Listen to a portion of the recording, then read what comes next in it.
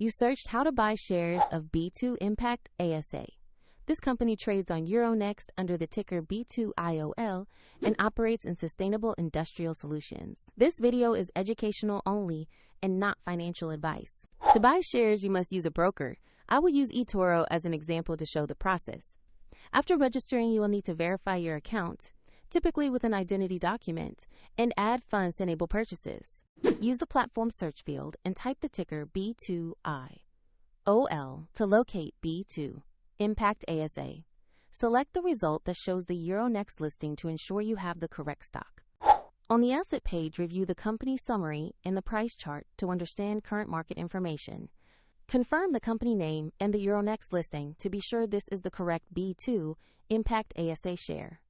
Click Invest, enter the amount you want to allocate, review the details carefully, and confirm the order. If the market is closed, the order may execute when it reopens. If your account balance is insufficient, the platform will prompt you to add funds before confirming. After execution, your position will appear in your portfolio where you can monitor it. A link to eToro is included in the description if you want to open an account.